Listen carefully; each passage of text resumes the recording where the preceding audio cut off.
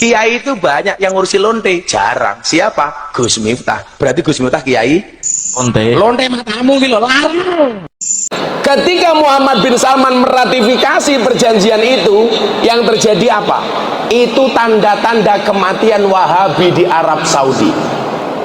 Tapi nyuwun sewu, kalau Wahabi di Arab Saudi mati, maka mereka akan mencari lahan-lahan subur untuk kembali mensiarkan Wahabi. Dan negara yang paling dianggap subur untuk mensiarkan paham mereka adalah Indonesia. Bisa kita perhatikan, setiap orang yang membenci dakwah salaf yang mereka cap Wahabi, dari lisan mereka kata-kata keji dan kata-kata kotor. Bagaimana Idrus Ramli mengatakan, Wahabi itu kelompoknya setan, saudara. Karenanya gak mau gabung dengan orang. Habib Bahar mengatakan, Bahar bin Smith yang sangat keras, itu style dia. Itu orang pantas disebut apa? Anjing, saudara. Itu gaya dia. Babi itu orang. kemudian Gus Miftah ini menyatakan bahwa Hidup lonte. apakah pantas kata-kata keji semacam itu, kata-kata kotor semacam itu keluar dari lisan seorang dai? Bismillahirrahmanirrahim.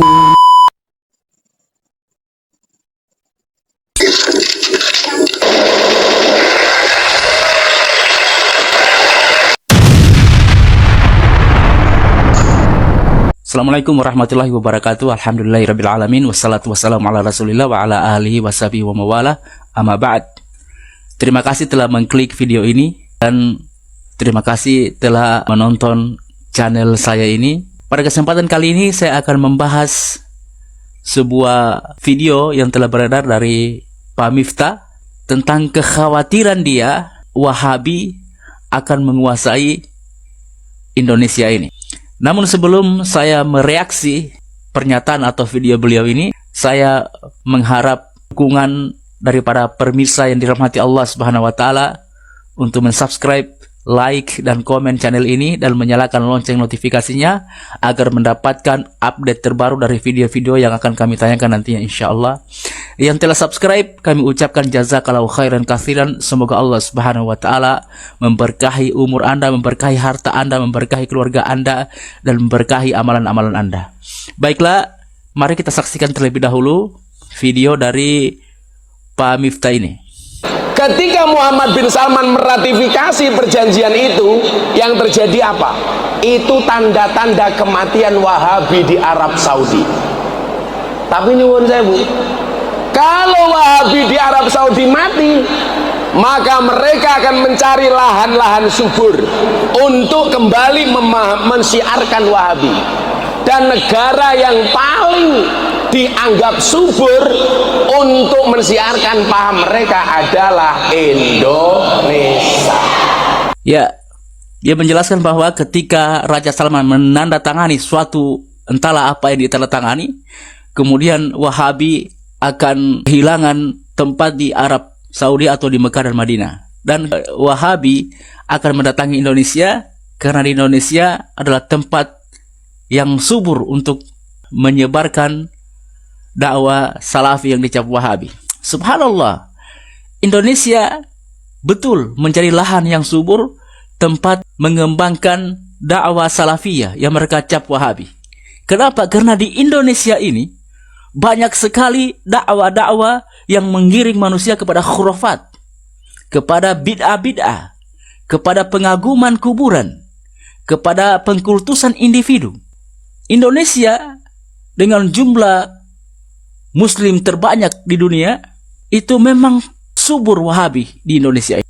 Orang sudah meninggalkan klinik-klinik, jimat-jimat, perdukunan, dan mistik-mistik lainnya yang mengandung unsur-unsur kesyirikan. Dan subhanallah, dakwah-dakwah dengan kata-kata kasar, kata-kata keji, kata-kata kotor memang paling gampang disusupi oleh salafi yang dicap Wahabi. Kenapa? Masyarakat sudah pada paham, sudah mengerti bahwa dakwah-dakwah yang semacam itu jelas dakwah yang tidak benar, jelas dakwah yang tidak sesuai dengan syariat Allah Subhanahu wa taala. Di antaranya Gus Miftah ini atau Pak Miftah ini, belakangan beliau dinamakan Pak Tamim ya, dengan kata-kata kasar dia dalam berdakwah. Bahkan dia pernah mengatakan bahwa suara wanita tunasusila itu lebih baik daripada suara rakyat Indonesia. Ada pernyataan dia, ini pernyataan dia. Lonte paling murah 1 jam 200.000, suara rakyat 5 tahun dibeli hanya 20.000. Berarti lebih mahal suara rakyat apa lonte? Hidup lonte. Ayo. Ya, ini menyakiti hati rakyat Indonesia. Ini hanya tuduhan dusta kepada rakyat Indonesia yang notabene adalah kaum muslimin. Dengan dakwah-dakwah semacam inilah orang-orang akan meninggalkannya dan datang kepada salafi yang mereka cap wahabi.